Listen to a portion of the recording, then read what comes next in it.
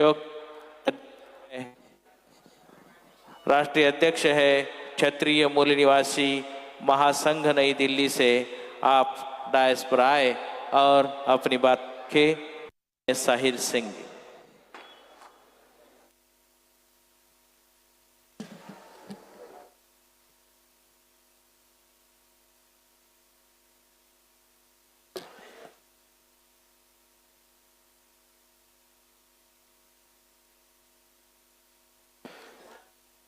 विश्व गुरु तथागत श्री गौतम बुद्ध जी को नमन। सभी निवासियों महापुरुषों को, मूल निवासी महानायक श्री वामन मेश्राम साहब व मंचासीन अतिथिगण तथा भारत और विभिन्न पधारे सभी मूल, जय छात्र धर्म, जय निवासी बधाई।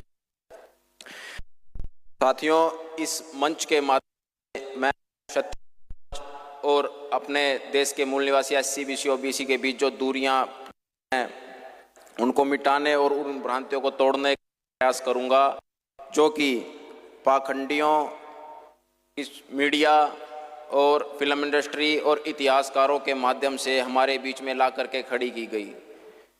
सर्वप्रथम क्षत्रिय समाज की भारत के हर राज्य में आपको मिलेगा, चाहे आप किसी भी राज्य में चले जाइए वहाँ पर आपको क्षत्रिय समाज जरूर मिलेगा। वह मुख्यतः किसान और सैन्य समाज है। इन पाखंडियों की फिल्मों ने यह फैलाया कि आम क्षत्रिय अर्थात ठाकुर जो कि महल और हवेलियों में रहते हैं सर्व समाज का शोषण करते हैं, जबकि क्षत्रियों की आर्थिक, सामाजिक और आर्थिक स्थिति वैसी ही है जैसी कि इस देश में दूसरी अन्य किसान जातियों की है। कुछ राजा, रजवाड़े, परिवार और जागीरदारों का ये दिखा करके इस किसान समाज के उन एलिट समाज के साथ जोड़ करके स्वर्ण साबित करते हैं, जो कि क्षत्रिय समाज पर ही सबसे बड़ा षड्यंत्र है। दूसरा, को पहली बार पंडावादी लोगों के कहने पर ईस्ट इंडिया कंपनी के एजेंट जेम्स टॉड, जिन्होंने क्षत्रियों को विदेशी घोषित किया, किंतु उसी में आर्कियोलॉजिकल सर्वे ऑफ इंडिया के फाउंडर सर अलेक्जेंडर गम वर्तमान क्षत्रिय और प्राचीन क्षत्रियों के संबंधों पर प्रमाण सहित प्रकाश डाला।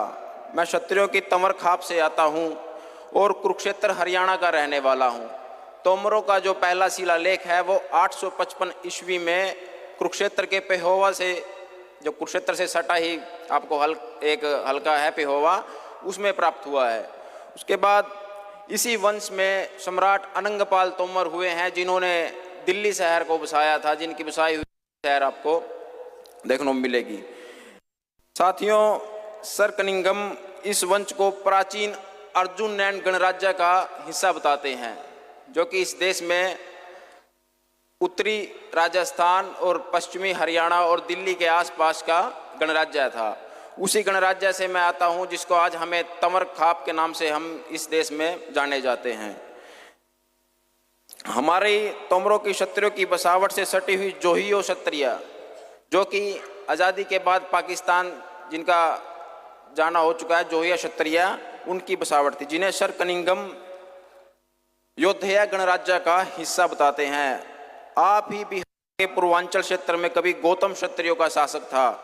इस गौतम क्षत्रिय वंश को न केवल सर कनिंघम जी ने, बल्कि प्रसिद्ध बुद्धिस्ट इतिहासकार जो कि पाली भाषा के अंग्रेजी विद्वान भी हैं, सर थॉमस रईस डेविड्स ने शाक्य गणराज्य के वंशज माना है। सम्राट हर्षवर्धन, जिन्हें बाणभट्ट और चीनी यात्री ह्यून सांग बे क्षत्रिय बताते हैं, उनका संबंध भी प्राचीन लिच्छवी से ही था। लिच्छवी के क्षत्रियों ने बिहार में आगे चलकर बिहार के लिच्छवी क्षत्रियों को बेस या बेस नाम पड़ा। आज भी गुजरात और मध्य प्रदेश के निमाड़ क्षेत्र में क्षत्रिय मोरी और मौर्य नाम उपनाम लगाते हैं। बोध गया के जमींदार सिसोदिया खाप के क्षत्रिय और गौतम नाम के साथ लगाते हैं। पूर्व रावल के मामा राम सिंह मौर्य थे।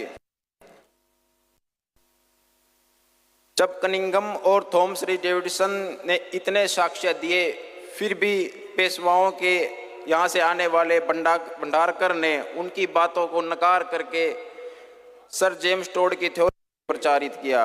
ये क्षत्रियों के ऊपर दूसरा सबसे बड़ा षड्यंत्र था। बड़ी बड़ी फिल्मों के माध्यम से यह प्रचारित किया गया क्षत्रिय एससी बीसी ओबीसी समाज का ही शत्रु है।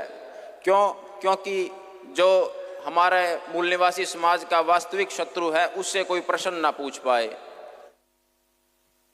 साथियों, मैं आपको बताना चाहता हूं कि मात्र